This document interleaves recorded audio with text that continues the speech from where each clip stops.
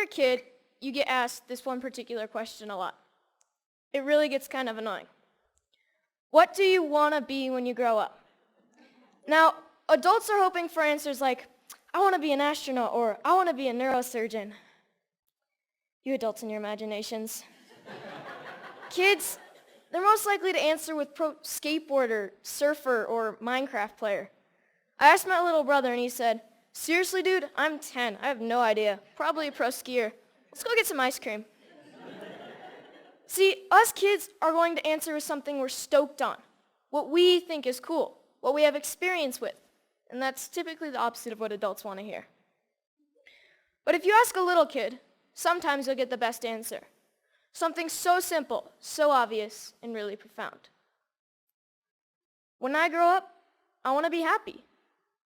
For me, when I grow up, I want to continue to be happy, like I am now.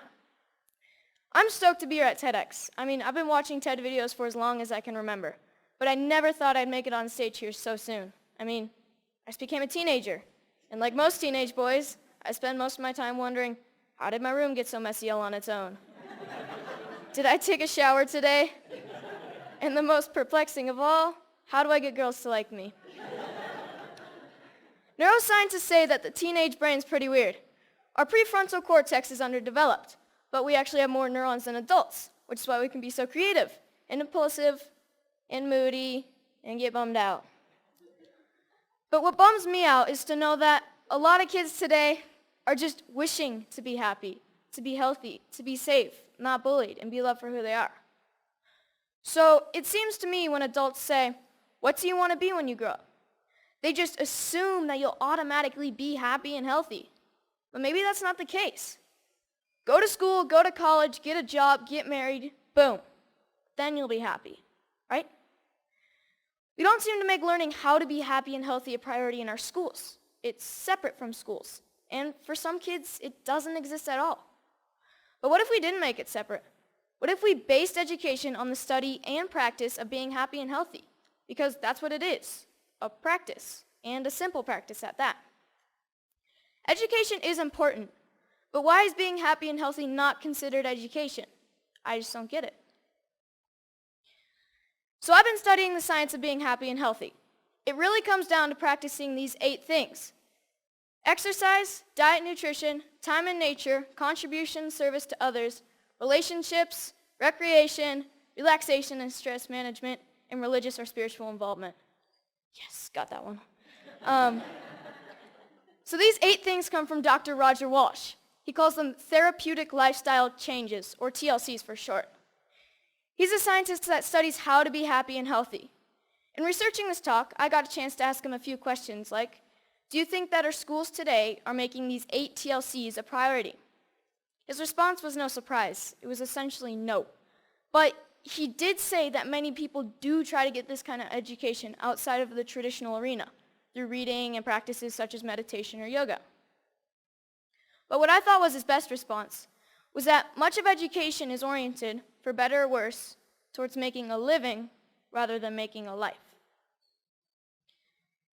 In 2006, Sir Ken Robinson gave the most popular TED Talk of all time, Schools Kill Creativity. His message is that creativity is as important as literacy, and we should treat it with the same status. A lot of parents watch those videos. Some of those parents, like mine, counted it as one of the reasons they felt confident to pull their kids from traditional school, to try something different. I realize I'm part of this small but growing revolution of kids who are going about their education differently. And you know what? It freaks a lot of people out. Even though I was only 9 when my parents pulled me out of the school system, I can still remember my mom being in tears when some of her friends told her she was crazy and it was a stupid idea. Looking back, I'm thankful she didn't cave to peer pressure, and I think she is too. So out of the 200 million people that have watched Sir Ken Robinson's talk, why aren't there more kids like me out there? Shane McConkey is my hero. I loved him because he was the world's best skier. But then one day I realized what I really loved about Shane. He was a hacker. Not a computer hacker. He hacked skiing. His creativity and inventions made skiing what it is today, and why I love to ski. A lot of people think of hackers as geeky computer nerds who live in their parents' basement and spread computer viruses. But I don't see it that way. Hackers are innovators. Hackers are people who challenge and change the systems to make them work differently, to make them work better. It's just how they think. It's a mindset. I'm growing up in a world that needs more people with the hacker mindset. And not just for technology. Everything is up for being hacked, even skiing, even education. So whether it's Steve Jobs, Mark Zuckerberg, or Shane McConkey, having the hacker mindset can change the world. Healthy, happy, creativity, and the hacker mindset are all a large part of my education. I call it hack schooling. I don't use any one particular curriculum, and I'm not dedicated to any one particular approach. I hack my education. I take advantage of opportunities in my community and through a network of my friends and family. I take advantage of opportunities to experience what I'm learning, and I'm not afraid to look for shortcuts or hacks to get a better, faster result. It's like a remix or a mashup of learning. It's flexible, opportunistic, and it never loses sight of making happy, healthy, and creativity a priority. And here's the cool part, because it's a mindset, not a system. Hack schooling can be used by anyone, even traditional schools. So what does my school look like? Well, it looks like Starbucks a lot of the time. But like most kids, I study a lot of math, science, history, and writing. I didn't used to like to write because my teachers made me write about butterflies and rainbows, and I wanted to write about skiing. It was a relief when my good friend's mom started the Squaw Valley Kids Institute, where I got to write through my experiences and my interests, while connecting with great speakers from around the nation, and that sparked my love of writing. I realized that once you're motivated to learn something, you can get a lot done in a short amount of time, and on your own. Starbucks is pretty great for that. Hacking physics was fun. We learned all about Newton and Galileo, and we experienced some basic physics concepts like kinetic energy through experimenting and making mistakes. My favorite was the giant Newton's cradle that we made out of bowling balls, I think. No, bocce balls. We experimented with a lot of other things like bowling balls and even giant jawbreakers. Project Discovery's ropes course is awesome and slightly stressful. When you're 60 feet off the ground, you have to learn how to handle your fears, communicate clearly, and most importantly, trust each other. Community organizations play a big part in my education. At High Fives Foundation's Basics program, being aware and safe in critical situations, we spent a day with the Squaw Valley Ski Patrol to learn more about mountain safety. Then the next day, we switched to science of snow, weather, and avalanches. But most importantly, we learned that making bad decisions puts you and your friends at risk. Young Chautauqua brings history to life. You study a famous character in history until you can stand on stage and perform as that character and answer any question about their lifetime.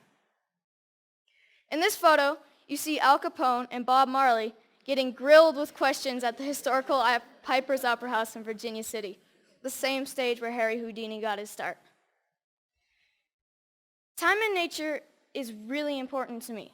It's calm, quiet, and I get to just log out of reality. I spend 1 day a week outside all day. At my Foxwalker classes, our goal is to be able to survive in the wilderness with just a knife. We learn to listen to nature. We learn to sense our surroundings. And I've gained a spiritual connection to nature that I never knew existed. But the best part is that we get to make spears, bows and arrows, fires with just a bow drill, and survival shelters for the snowy nights when we camp out. Hanging out at the Moment Factory, where they hand make skis and design clothes, has really inspired me to one day have my own business.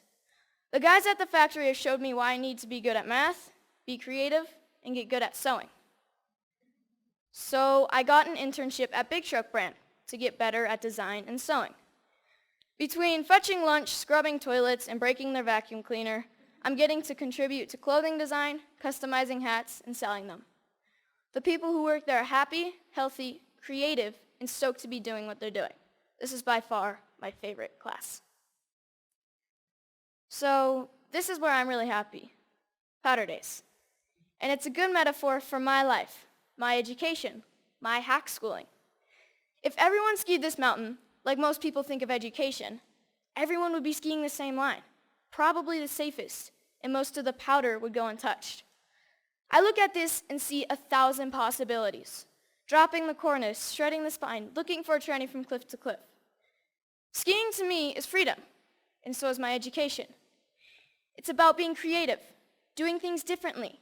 It's about community and helping each other. It's about being happy and healthy among my very best friends. So I'm starting to think I know what I might want to do when I grow up. But if you ask me, what do I want to be when I grow up? I'll always know that I want to be happy. Thank you.